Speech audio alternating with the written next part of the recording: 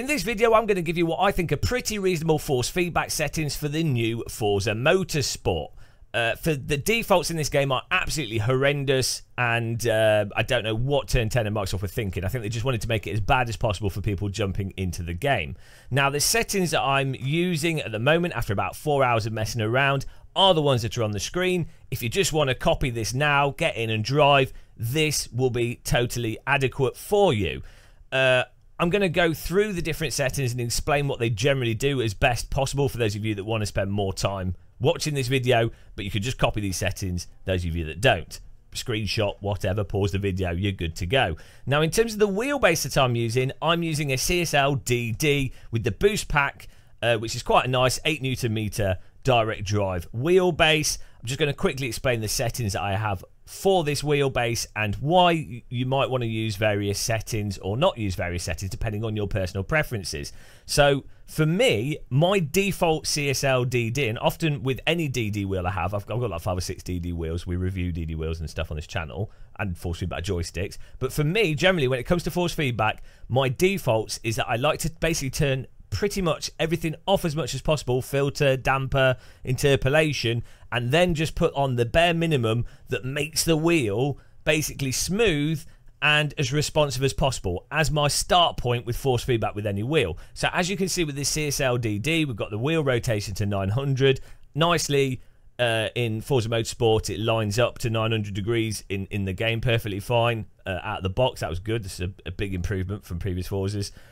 Force feedback strength got on 100. You can obviously turn that down to your preferences. Natural dampers off, natural friction's off, natural inertia is off, and then I like to use the interpolation filter on 2, and the force effect filter I like to put on 70. Now, I will say with Forza Motorsport, you can actually put the interpolation on 0 and the force effect on 100, which is effectively the filter's off on 100. It's kind of back to front to what you'd expect.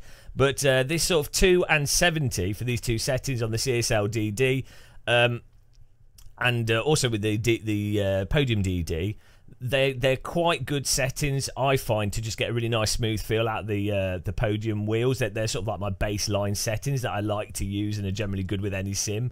Might not be absolute optimal, but they're good baseline. Now, what I will say as well, if you're running a wheel, or even these wheels, and you have the force feedback quite strong and on full power, if you find the wheel a bit overactive, then you might want to add a little bit of damper to it to like calm down the oscillation type effects, or to calm it down a bit so it doesn't feel too artificially non-weighty, if that makes sense. And you could do that on the wheel, but you could also do that in the game using in-game damper settings, which is what I tend to do. If it's a bit overactive in the game, I'll turn it up in the in-game damper settings. And then, of course, you might just want to make the force feedback weaker, in which case you could just turn it down the wheel. But if you do make it weaker, then you might find you want to turn down the damper, because without that strength, the wheel then can't overcome damper settings and that kind of stuff. So that's my logic with the CSL DD and general force feedback wheels. As for the game settings, there's two big problems with this. Well, the first thing worth doing, which I probably should have said at the beginning of the video, sorry if you missed it, but they've already gone now, so it doesn't matter they missed it. You need to make sure you set your steering to simulation. That's a good thing to do first. But then in terms of the in-game force feedback settings, one big thing is, what you might find is when you set the setups here, and then you quit the game and go back in, you might find that it's forgotten your settings, or the force feedback just feels totally bonkers and it's not actually applied it properly. I find it applies it when you first do it and you drive, but when you close the game and reload it again, even though the settings look the same, the force feedback can be different in the game. And what you have to do is change it, save it, and then go back in again. I don't know why that happens in a game in 2023. Maybe you need to force the game to run in admin mode, and it's probably something to do with that. But hopefully they fix that. But yeah, as for the settings in the game, another thing, Forza or Turn 10, these descriptions are absolutely mental. They're Kunos level insanity. None of this makes any sense to someone that doesn't know how the game's programmed. Like, yeah, they're words, and I'm sure there's some logic behind these descriptions, but it's absolutely ridiculous. The main thing to be aware of, though, and what I found after 4 hours of messing around, is that the two biggest settings, assuming you've got the other settings set how they are here, I would set the other settings and leave them how they are here. The two biggest settings that are pertinent to what makes the cars easier to drive or feel nice to drive is this mechanical trail scale and the pneumatic trail scale. So some cars you'll find running higher on the pneumatic trail scale is better, or lower is better, and some cars you'll find running mechanical trail scale higher and lower is better or worse. And a mishmash of these two, it's worth messing around with them. If you drive a car, if you jump into a car in Forza Motorsport and you're like, oh, this feels really hard to drive, or it's unnatural, you might want to just fiddle with these two settings, with all the other settings as they are actually currently set here. And you'll be surprised that you can really quite drastically change how the car feels.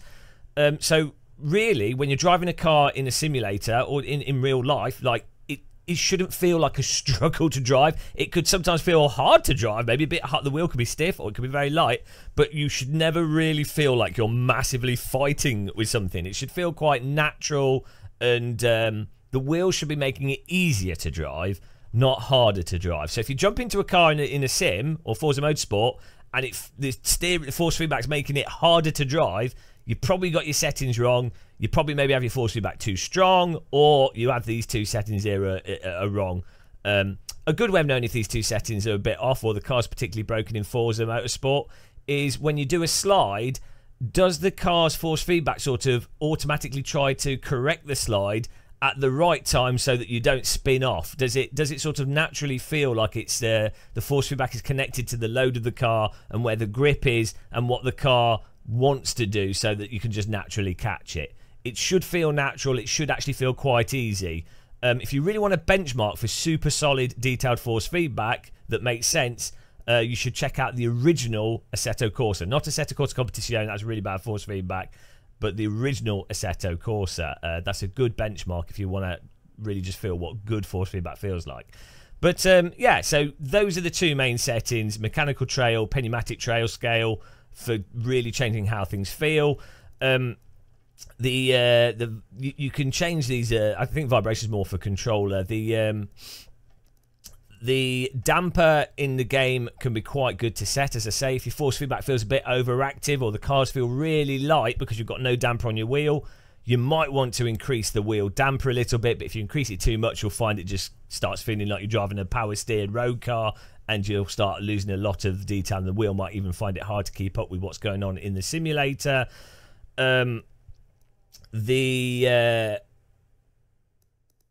That's about it, really, to be honest. With a DD wheel, some of the stuff like the sort of amplification of like road bumps, this sort of thing, you can run this on lower or higher settings. It's just personal preference.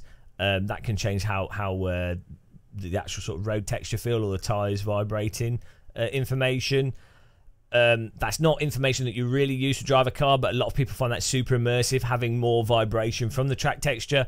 One thing you'll find in Forza Motorsport, though, is that it comes across to me like a lot of the tracks have just been ported from older Forzas, and or just the tracks in general. The road surface doesn't seem that detailed. Some tracks, though, are really bumpy, and other tracks are completely smooth, and as a result, you get really different force feedback depending on the track. In fairness, some real-world tracks are completely smooth. Donington, for example, which I've been around in real life, is very, very smooth, and some tracks are super bumpy in real life because they've not been surfaced as much. I mean, Alton Park's quite bumpy. Silverstone's in between. It depends. So, but yeah, the content's a bit all over the place. So when it comes to sort of vibration bumps, curb sizes, that could be a track thing as much as it is a force feedback setting thing.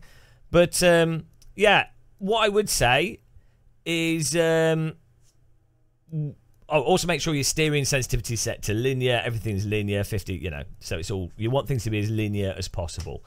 Big thing with force feedback, though, what I would say is mess around with it. Like, I start with like these settings and then mess around with it. So what you think of it. So look, use someone else's settings. If you don't know anything at all, use someone else's settings. That's a highly upvoted thing.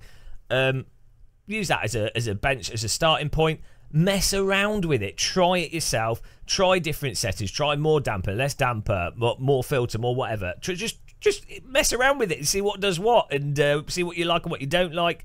And at the end of the day, nobody like the actual force feedback from the game is going to be quite abstract to what would ever come out of a real car's wheel. Also, in real cars, sometimes they don't have any real force feedback coming from the wheel. Sometimes it's slightly inverted depending on the caster angle.